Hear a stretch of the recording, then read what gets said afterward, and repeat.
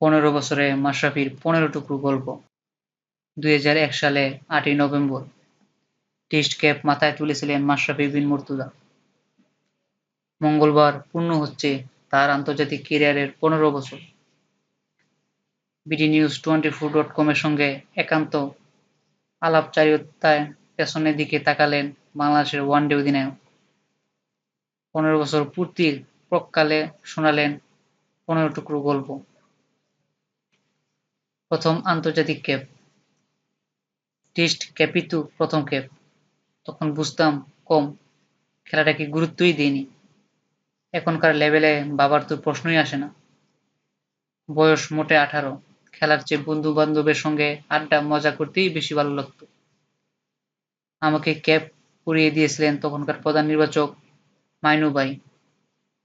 আলাদা কোনো অনুভূতি, সত্যি বলতে 2003 বিশ্বকাপে যাওয়ার পর আমি সত্যিকার অর্থে বুঝতে শিখি দেশের হয়ে খেলা কত বড় ব্যাপার। পরে টেস্ট ক্যাপের গুরুত্বও বুঝতে পেরেছি। 36 টেস্ট এই ক্যাপ পরেই খেলেছি। একসময় দেখলাম স্টিভ ওয়াহর ক্যাপ সেরা, রং জ্বলে গেছে, এটা পরেই খেলে।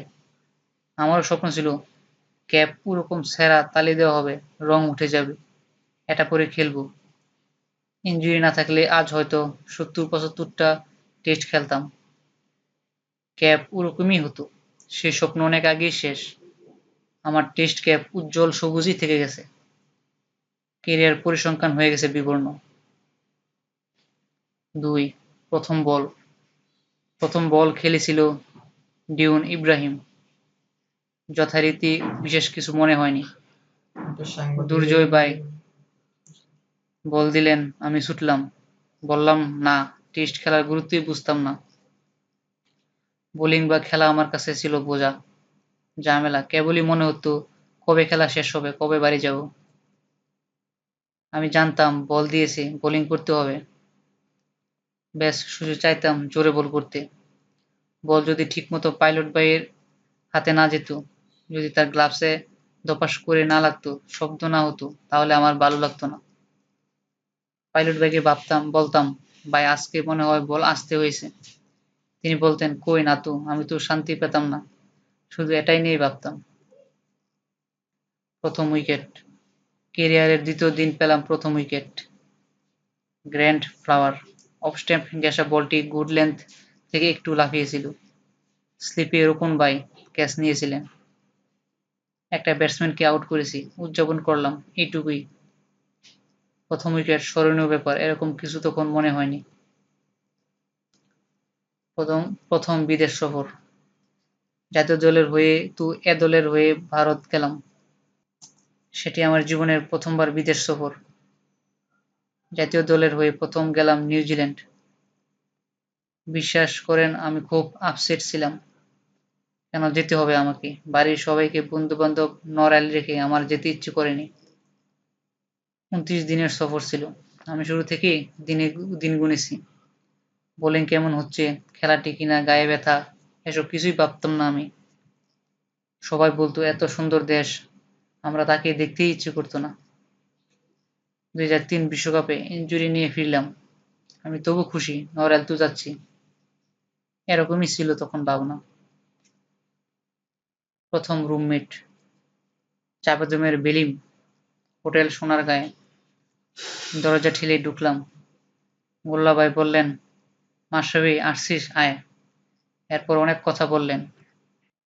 এভাবে থাকবি, এভাবে চলবি, ভালো করে খেলবি, শরীরে যত্ন নিবি, এসব কথা। আমি ভাবতাম কি বলে এসব, আমার চিন্তা বাড়ি যাব কখন। পরে জেনেছি গোল্লা ভাই নিজেই আমার রুমমেট হিসেবে নিতে চেয়েছিলেন। ক্যারিয়ারের সেরা ডেলিভারি বা প্রিয় ডেলিভারি, রাহুল দ্রাবিড়কে ইন সুইঙ্গারে বোল্ড করা ডেলিভারি। ইনজুরির কারণে 12 মাস বাইরে থাকার পর খেলতে নেমেছিলাম 2004 সালে বঙ্গবন্ধু স্টেডিয়ামে। 2007 বিশ্বকাপে বীরেন্দ্র সেহবাগকে বোল্ড করার বলটিও পাশাপাশি রাখব। যদিও ইনসাইড এজ ছিল, কিন্তু বলটি বাইরে থেকে অনেকটা ভেতরে ঢুকেছিল। তবে প্রিয় ডেলিভারি বললে দ্রাবিড়েরটাই বলবো। তার মানে একজন ব্যাটসম্যানকে 0 রানে বোল্ড করা, পেস ছিল, ইনসুইং ছিল, বুঝতে পারেনি। সব মিলিয়ে এটা সবচেয়ে সেরা উইকেট বা প্রিয় উইকেট। শচীন তেন্ডুলকর 2004 সালে চট্টগ্রামে দিনের প্রথম বলে উইকেট নিয়েছিলাম। 36 অপরাজিত থেকে দিন শুরু করেছিল। প্রথম বলেই এলবিডব্লিউ। ব্যাটসম্যানের নাম শচীন বলেই আমার কাছে সবচেয়ে মূল্যবান উইকেট। প্রিয় উইকেট কোনো একটি বলবো না, এমনিতে প্রিয় শিকার ছিল সেবাগ, সামনে এলেই আউট হতো। এমনকি 2007 সালে যখন আফ্রো এশিয়া কাপ খেলতে গেলাম ভারতে, নেটে শোয়েব আসিফদের সামনে মারছিল সেবাগ, কিন্তু আমি কয়েক আউট করেছিলাম। আমি বলে কয়ে আউট করেছিলাম। সেরা ইনিংস বা প্রিয় শট ভারতের বিপক্ষে 69, আমি আর শাহাদাত হোসেন রাজীব মিলে ফুল ওয়ান বাঁচালাম 2007 সালে চট্টগ্রামে। তখন বোলিংয়ের পাশাপাশি ব্যাটিংও খুব ভালো হচ্ছিল। নবম উইকেটে 80 রানের মতো জুটি গড়েছিলাম আমরা। একটি শট বেছে নেওয়া কঠিন, এই মুহূর্তে মনে পড়েছে মাথা অ্যান্টনির বলে একটি শট 2007 বিশ্বকাপে দক্ষিণ আফ্রিকাকে হারানোর ম্যাচ। 26 বলে 25 করেছিলাম। অ্যান্টনিকে ছক্কা মেরেছিলাম ওর মাথার উপর দিয়ে। সেরা জয়, প্রথম টেস্টের জয় দারুণ স্মরণীয় 2005 সালে 2007 বিশ্বকাপে ভারতকে হারানো এবং 2015 সালে বিশ্বকাপে ইংল্যান্ডের বিপক্ষে জয়। একটিকে বেছে নিতে বললে 2007 বিশ্বকাপে ভারতকে হারানোই বলবো। এদের দলটা ছিল অসাধারণ, ওদের দল নিয়ে হাইপও ছিল অনেক। একই হোটেলে ছিলাম আমরা, কেউ আমাদের দিকে তাকিয়েও দেখেছিল না। ম্যাচের পর সব পাল্টে গেল, ওদের কেউ দেখে না, আমাদের নিয়ে সবাই ব্যস্ত হয়ে পড়ল। আর আমরা না খেলার কথা বললে এবার মিরপুর টেস্টে ইংল্যান্ডকে হারানো, এটি আমার ক্রিকেটের সবচেয়ে বড় জয়। যাদের বিপক্ষে বোলিং করেছেন তাদের মধ্যে সেরা ব্যাটসম্যান কুমার সাঙ্গাকারা। তার টেকনিক, টেম্পারামেন্ট আর ইমপ্যাক্ট তো ছিলই। তবে আমি সেরা বলছি আরেকটা কারণে, আমরা হয়তো অ্যানালাইসিস করে একটা পরিকল্পনা নিয়ে মাঠে নামলাম, সে ঠিকই সেটা বুঝে ফেলে, জবাব প্রস্তুত করে রাখে। বাধ্য হয়ে তখন পরিকল্পনা বদলাতে হতো, প্রতিপক্ষের চেয়ে এক ধাপ এগিয়ে থাকতো। ক্রিকেটের সবচেয়ে কাছের বন্ধু রানা, মানজুরুল ইসলাম রানা, ওর সঙ্গে সম্পর্কটা এমন ছিল বলে বোঝানোর নয়। খুলনায় কি সব সময় যে কেটেছে ওর সঙ্গে, ওর বাসা ছিল নিজের বাসার মতনই ছিল। ওর মাকে মা বলতাম কাকি রান্না করে রাখেন আসতেছি। সফরে গেলে একসঙ্গে থাকতাম, ঘুমাতাম। আমার জন্য ওকে অনেক রাত পর্যন্ত জেগে থাকতে হতো। আমি আলো ছাড়া ঘুমাতে পারতাম না, রানা আলোতে ঘুমাতে পারতো না। দেখা গেল রাত 2টা 3টায় আমি ঘুমানোর পর লাইট বন্ধ করে দরজার নিচে তোয়ালে গুজে একদম ঘুটঘুটে অন্ধকার ঘরে ঘুমাতে আসতো। রানা ছিল আমার সাথে সতীর্থ, বন্ধু বা ভাইয়ের চেয়েও অনেক বেশি কিছু। রানা চলে গেল, পরে রাজ্জাক, রাসেল খুব ভালো বন্ধু হয়েছে। এখন বয়স অনেকটা ছোট হলেও তামিম খুব কাছের, ওর সঙ্গে সময় বেশি কাটে। ক্যারিয়ারে পাওয়া সেরা প্রশংসা, অনেকেই তো অনেক সময় অনেক কিছু বলেছেন। এই মুহূর্তে মনে পড়ছে শচীন তেন্ডুলকরের কথা। 2007 সালে টেস্ট শেষে এই মিরপুর মাঠেই খেলা শেষে নিজে থেকেই আমাকে ডেকে নিয়েছিলেন। বললেন যে, তোমার এত ইনজুরির পরও যেভাবে বোলিং করতে পারছো এটা বিস্ময়কর, খুব ভালো হচ্ছে, এটা ধরে রাখো। আমি ওকে জিজ্ঞেস করেছিলাম, তুমি তো আমার বল খেললে, কোন জায়গাটায় উন্নতি করতে হবে? শচীন বলেছিল, কোনো ঘাটতি নেই, পেস, সুইং, লাইন লেন্থ সব ভালো আছে, শুধু এটা ধরে রাখো। 2007-2008 সালে আমি ক্যারিয়ারের সেরা বোলিং করেছিলাম, পেস দারুণ ছিল, নেটে বলে বলে আউট সুইং ইন সুইং দিতে পারতাম। এরপর যে ইনজুরিতে পড়লাম, পরে আর কখনোই এই সময়ের বোলিংটা আর ফিরে পাইনি। ক্রিকেটের দেশের বাইরে ভালো বন্ধু যুবরাজ সিং, হরভজন সিংহ 2007-এ আফ্রো বিশ্বকাপ খেলতে গিয়ে খুব ঘনিষ্ঠ সম্পর্ক হয়েছে। কথার সম্পর্ক তো অনেকের সঙ্গেই হয়, যোগাযোগটা থাকে না পরে। এদের সঙ্গে বিশেষ করে যুবরাজের সঙ্গে থেকে গেছে। এই আফ্রো এশিয়া কাপে যুবরাজ, হরভজন, জহির খান আমরা সিনেমা দেখতে গেছি। মজা টজা করেছি অনেক।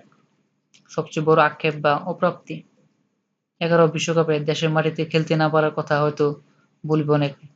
আমি আসলে 15 বছর পর এসে ভাবি অন্যরকম। মাঝে মাঝে মনে হয় টেস্টে আমার 300 উইকেট, ওয়ানডেতে 400 উইকেট আমার থাকতে পারত, খুব সম্ভব ছিল। এখনই 216 উইকেট, অন্তত 100 ওয়ানডে মিস করেছি। ক্যারিয়ার শেষে 350-400 উইকেট অসম্ভব ছিল না। টেস্টে তখন 78 উইকেট। টেস্ট ক্যারিয়ারের অন্তত 10 বার ইনজুরি থেকে আসতে হয়েছে, আমার বাইরে যেতে হয়েছে। দীর্ঘ সময় বাইরে থাকার পর নিজেকে ফিরে পেতেই সময় লাগে অনেক।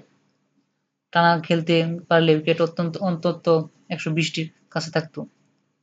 সব মিলিয়ে এখন হয়তো খেলতে পারতাম 70-75 টেস্ট, 800 উইকেট অনায়াসে থাকতো। একসময় খাতায় লিখতাম কতগুলো টেস্ট উইকেট পেলাম, কতগুলো পেতে চাই, ভাবতাম অন্তত 300 উইকেট নেবই, তারপর যা পাই বোনাস। ইনজুরিতে সব শেষ করে দিয়েছে।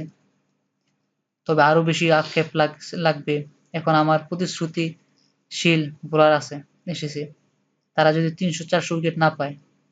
এজন্য সবাইকে সবসময় বলি, শুরু ভালো হয়েছে খুব ভালো কথা, কিন্তু লম্বা সময় খেলতে হবে, সার্ভিস দিতে হবে। আমার অনেক অপ্রাপ্তি আছে, তারপরেও 15 বছর খেলেছি। আশা করি এটাকে অন্তত পুরা উদাহরণ হিসেবে নিয়ে দীর্ঘ সময় ফিট থেকে খেলতে পারবে। মুস্তাফিজ বা অন্যদের যে স্কিল আছে, ওরা অনেক বেশি উইকেট পাবে। ক্যারিয়ারের প্রাপ্তি, লোকের ভালোবাসা, এই যে মানুষ চেনে আমাকে, এত ভালোবাসে, একজন মানুষ এর চেয়ে বেশি কি চাইতে পারে? এর চেয়ে বড় প্রাপ্তি আর হতে পারে না। কেউ 500 উইকেট নিতে পারে বা 10,000 রান, তার ভক্ত সমর্থক অনেকেই থাকবে। আমি সেরকম কিছুই করিনি, তবুও লোকে আমাকে ভালোবাসে। নিজেকে দিয়ে বুঝেছি যে ভালোবাসা আসলে রান, উইকেট এসব দিয়ে বিচার করা যায় না। প্রতিভা লাগে, কঠোর পরিশ্রম করতে হয়, সব ঠিক, পাশাপাশি সবার দোয়া ভালোবাসা না থাকলে এতদিন খেলতে পারতাম না।